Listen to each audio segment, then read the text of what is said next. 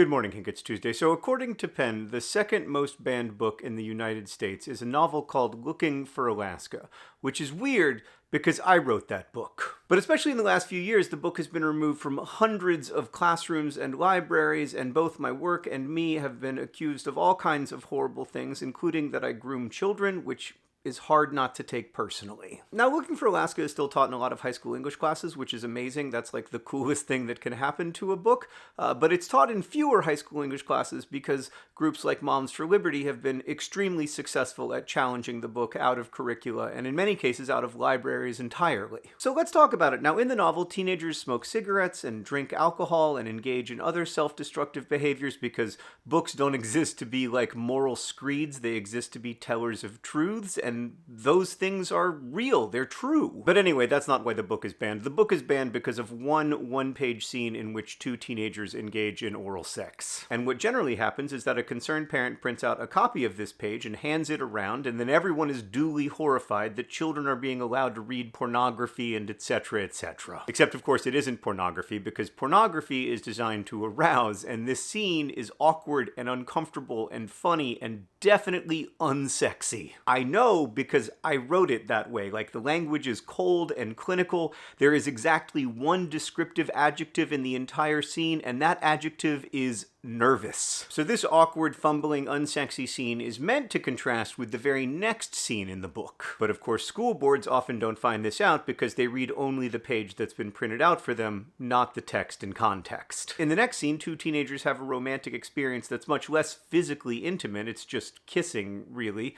But the language used to describe it is much more like sensorially evocative. There's a lot of talk about how everything feels and smells, and the thrill of their kiss, and the wonder of her hand on his face, and so on. The whole point of the botched oral sex scene is to contrast with this much less physically intimate but much more romantically and emotionally fulfilling kiss. Intimacy is more fulfilling when you're connected and communicative and all the other things that botched oral sex scene isn't. In short, the novel is making the somewhat old-fashioned argument that romantic entanglements are more fun and fulfilling when you actually like someone and communicate clearly. Also, that you don't have to be like super intimate for a romantic encounter to be meaningful. And all of this is especially important given what's about to happen to one of the main characters in the book. Without those scenes, the book wouldn't have its core theme, which is how you live with grief and how you live with guilt knowing that you catastrophically failed someone you truly love. Now, what I often hear in response is that teenagers don't understand any of this, and they just lap up and are corrupted by the sexy, sexy sex. Except, of course, one, as noted, the sex is not sexy, it's super uncomfortable.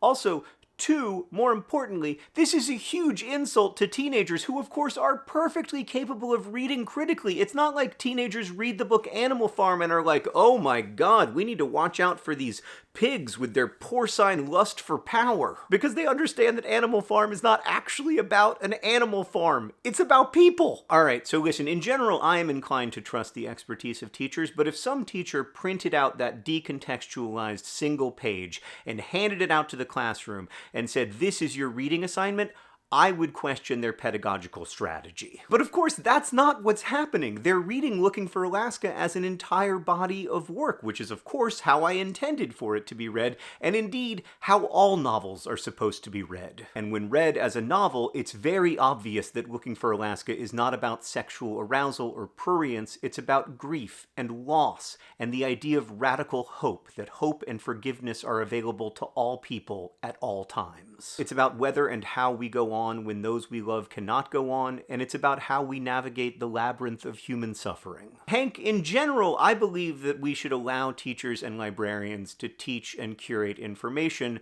because they are our experts in doing those jobs. And so I don't think it's up to me to decide which books to teach or share in the library. If teachers or librarians don't think that Looking for Alaska is appropriate for their collections or their classrooms, that's fine. They're the experts we train and employ to do this work, and if we don't want them to do it, why are we training and employing them? But in the particular case of Looking for Alaska, I think there's an extra irony to the book being so widely banned, which is that it is almost universally challenged in the name of Christianity. And that idea of radical hope that's at the center of the book is a Christian idea that I wrote about because of my own Christian faith. This just goes to show that there is no way to appease book banners, because even if you agree with their professed value system, any attempt to portray the world as it actually exists will inevitably lead to censorship.